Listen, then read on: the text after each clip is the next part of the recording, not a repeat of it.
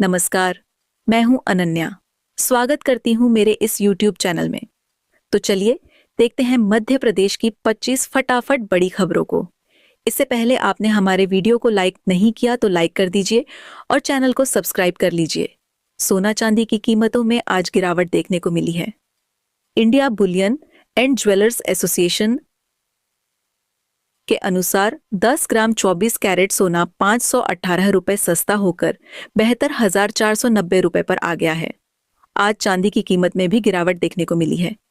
1 kilo चांदी 950 रुपये सस्ती होकर 83,265 रुपये प्रति किलोग्राम में बिक रही है। इससे पहले चांदी 84,215 रुपये प्रति किलोग्राम पर थी। मध्य प्रदेश के जिन 16 जिलों में वोटिंग हुई, उनमें से कई जिलों में बारिश भी हुई। इससे मतदान भी प्रभावित हुआ है। कई जगह ओले भी गिरे।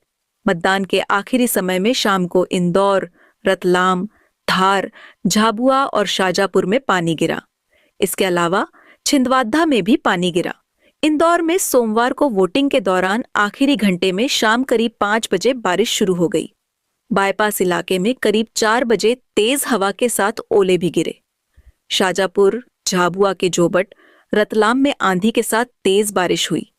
तेज हवा के कारण मतदान केंद्रों पर लगा टेंट भी उड़िड़िड़ गया। कई जगह ओले भी गिरे। शहरी क्षेत्र की बिजली भी गुल हो गई।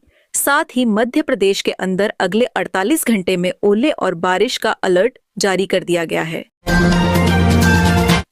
लोकसभा चुनाव के चौथे चरण में मध्य प्रदेश की 8 सीटों पर वोटिंग के साथ ही अब प्रदेश की सभी 29 लोकसभा सीटों पर चुनाव संपन्न हो गया है। चौथे दौर में सोमवार को इंदौर, उज्जैन, देवास, रतलाम, मंदसौर, धार, खरगोन और खंडवा सीटों पर मतदान हुआ। यहाँ कुल 74 प्रत्याशियों की किस्मत ईवीएम में कैद हो गई है। शाम 6 बजे तक इन सीटों पर वोटिंग का आंकड़ा 73.72% रहा।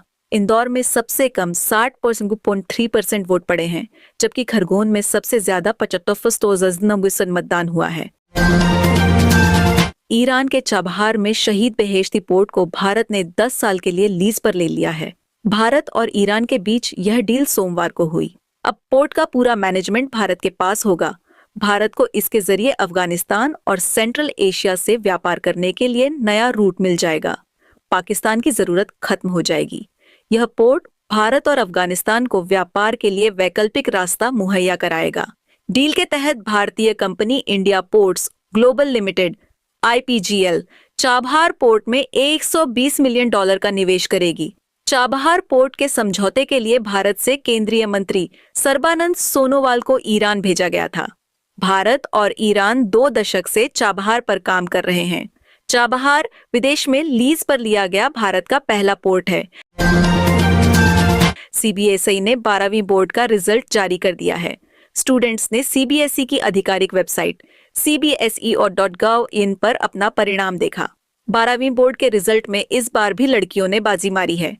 इंदौर की दिशा शर्मा ने एग्जाम में 95% अंक हासिल किए हैं। इस बार रिजल्ट 87.98% रहा। बोर्ड के अनुसार इस साल लड़कियों का रिजल्ट लड़कों के मुकाबले 6.84% बेहतर रहा है। पिछले साल 2023 में CBSE 12वीं का रिजल्ट 86.33% रहा था। लड़कियां 90.60% और लड़के 84.67% पास हुए थे। 12वीं के अलावा 10वीं का रिजल्ट भी CBSE ने घोषित कर दिया है। CBSE ने अनहेल्दी कंपटीशन से बचने के लिए इस साल 10वीं और 12वीं दोनों कक्षा की मेरिट लिस्ट व टॉपरों की लिस्ट जारी नहीं की। भोपाल मध्य से कांग्रेस विधायक आरिफ मसूद के विरुद्ध धारा 188 के तहत केस दर्ज होने के बाद अब पीठासीन अधिकारी पर भी कार्रवाई हुई है। कलेक्टर कौशलेंद्र विक्रम सिंह ने सोमवार को पीठासीन अधिकारी को सस्पेंड कर दिया। कलेक्टर सिंह ने बताया कि पुलिसकर्मी के विरुद्ध कार्रवाई के लिए पुलिस कमिश्नर को लेटर लिखा है।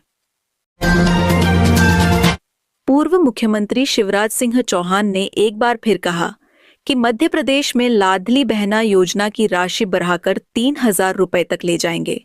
यह बात उन्होंने पश्चिम बंगाल के मेदिनीपुर में चुनावी जनसभा को संबोधित करते हुए कही।